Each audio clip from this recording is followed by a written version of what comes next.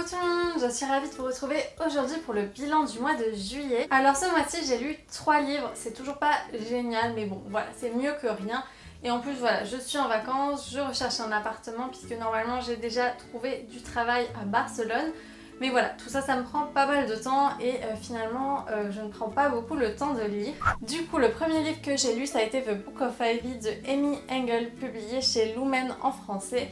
Alors vous vous en doutiez puisque je vous en avais parlé dans ma palle de l'été et puis j'ai organisé une lecture commune avec plusieurs d'entre vous. Alors ce livre-ci, si vous n'en avez pas entendu parler, mais ça m'étonnerait parce qu'il a beaucoup tourné sur Booktube, il s'agit d'une dystopie en 2 tomes qui se passe en fait après une guerre nucléaire. Donc il y a eu peu de survivants. Il s'agit d'une petite ville qui a réussi à rassembler quelques survivants et à se développer, mais le tout dans une enceinte vraiment fermée. Et la jeune héroïne Ivy Westfall, qui a 16 ans, a été promise en mariage au fils du président. Et son but, c'est d'infiltrer cette famille, mais surtout de tuer leur fils. Cette ville, c'est vraiment plutôt une dictature et la famille de Bishop, donc le futur mari d'Ivy, et la famille au pouvoir. Eux, ça leur va très bien cette dictature, mais forcément la famille d'Ivy n'est pas du tout d'accord et veut une démocratie. Il s'agit en fait de leurs plus grands rivaux et c'est pour cela que Ivy et Bishop doivent se marier en fait pour maintenir un peu la paix dans cette ville,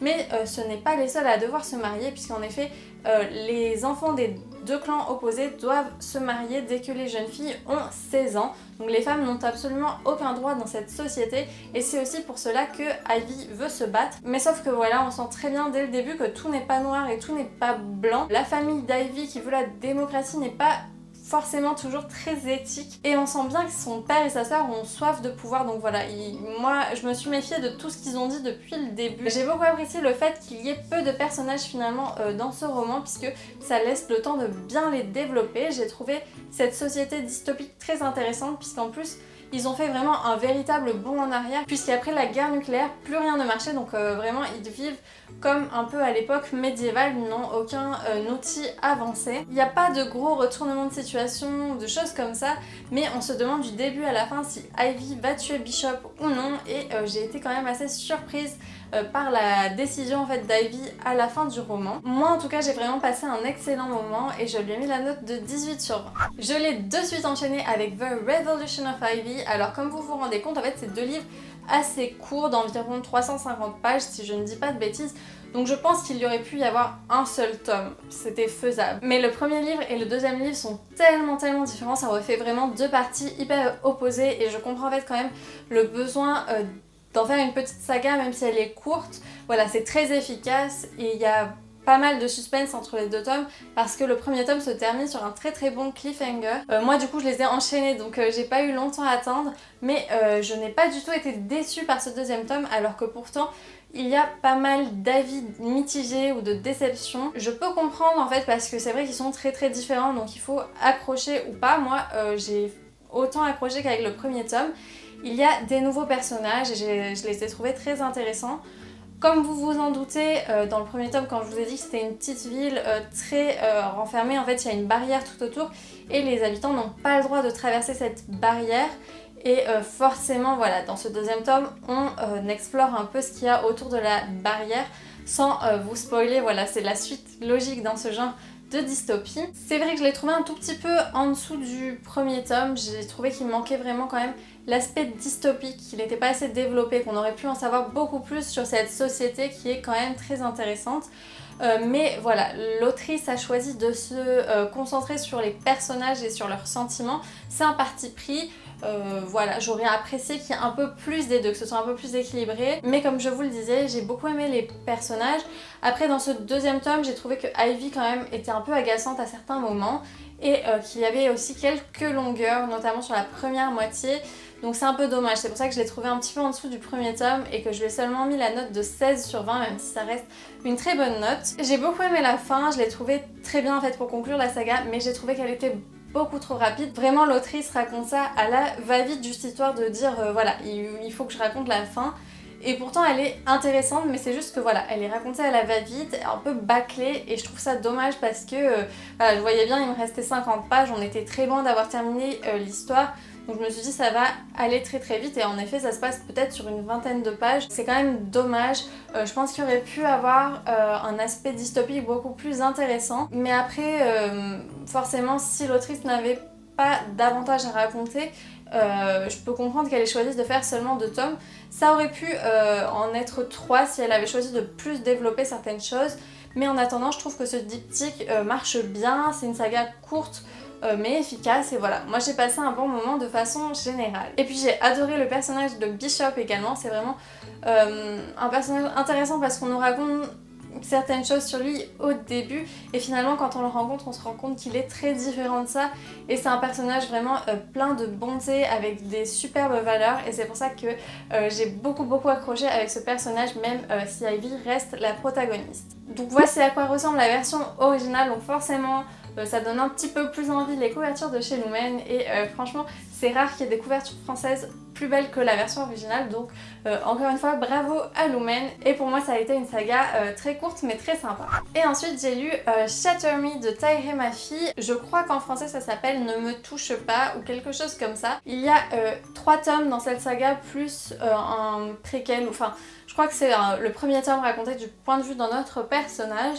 Et du coup, voilà, c'est le tout premier tome, ça faisait un petit moment ça aussi que c'était dans ma palle, tout comme The Book of Ivy, ça devait faire 1 an et demi, 2 ans.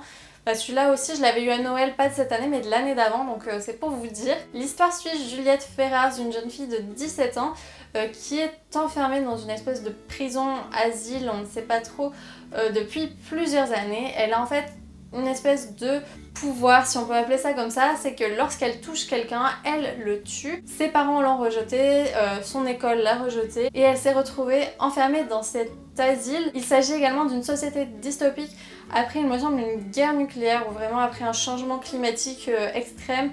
Voilà, je ne sais plus trop ce qui s'est passé, si c'est vraiment expliqué, ça me semble un peu flou. Mais en attendant, j'ai passé plus de 2 semaines sur ce livre, donc ça explique aussi que ce soit plutôt flou. Et il y a un garçon en fait qui s'appelle Adam qui va arriver dans sa cellule. Et en même temps, il y a voilà, le méchant en fait dans cette histoire qui s'appelle Warner qui veut se servir de Juliette pour en faire une arme en fait, pour torturer en fait les personnes qui sont contre ce régime totalitaire qui s'est développé en fait dans cette société dystopique. Donc en fait voilà, sur la grande majorité du roman, Juliette est enfermée. Moi j'ai pas trouvé ça fascinant, j'ai pas été fan non plus du style d'écriture, je l'ai trouvé un peu bizarre. Voilà, c'est un style qui suit ses pensées, donc c'est pas des phrases grammaticalement correctes, il n'y a pas forcément des points, des fois il y a des morceaux de phrases qui s'enchaînent. C'est un peu difficile à suivre, moi j'ai pas forcément apprécié, en tout cas voilà, la magie n'a pas opéré sur moi. Je n'ai pas non plus beaucoup adhéré au personnage de Juliette qui ne fait que se plaindre, se morfondre, se traiter de monstre elle-même. Ok, je comprends, mais c'est trop long au bout d'un moment sur tout le roman. Et ce qui m'a surtout agacée, c'est que sa relation avec Adam en fait prenne mais 80% du roman. Ça y est, j'ai compris, il est magnifique, elle est amoureuse de lui.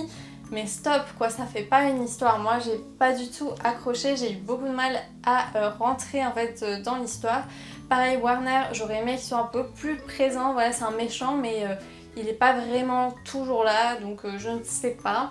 Dans l'ensemble j'ai été assez déçue. Je pense que la dystopie qui nous est présentée peut être assez intéressante et je pense en fait, vu la fin du premier tome, que le deuxième tome devrait être plus intéressant, devrait nous présenter un peu plus de personnages mais surtout plus d'action en fait, voilà vraiment les 50 dernières pages c'est ce que j'ai trouvé qu'il y avait de mieux dans ce roman, donc ça me laisse bon espoir pour la suite. J'hésitais vraiment à enchaîner de suite avec le tome 2 ou pas, de peur de me dégoûter, mais finalement en fait quand j'ai vu la fin je me suis dit ouais ça peut être sympa. Je suis plutôt contente et je suis plutôt optimiste.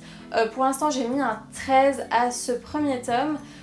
Peut-être que voilà, je donnerai plus à la suite, je ne sais pas trop comment ça va évoluer, mais j'en suis plutôt contente en fait de la fin, donc c'est ce qui m'a en fait un peu redonné espoir. Mais franchement, il faudrait vraiment arrêter avec cette histoire de Juliette et Adam, parce qu'il commence vraiment à beaucoup m'agacer, donc j'espère que ça va pas être ça tout le second tome non plus. Donc voilà, je sais pas, pour ceux qui ont lu la saga, n'hésitez pas à me dire dans les commentaires si vous aussi vous avez ressenti un peu la même chose avec ce premier tome ou pas, si vous avez préféré la suite ou peut-être pas, voilà, sans spoiler s'il vous plaît, mais voilà, n'hésitez pas à me dire ce que vous avez pensé de cette saga. Et bien voilà, c'est déjà tout pour ce bilan, j'espère qu'il vous aura plu même s'il était plutôt court. On se retrouve en tout cas très vite pour une prochaine vidéo et je vous fais plein de bisous.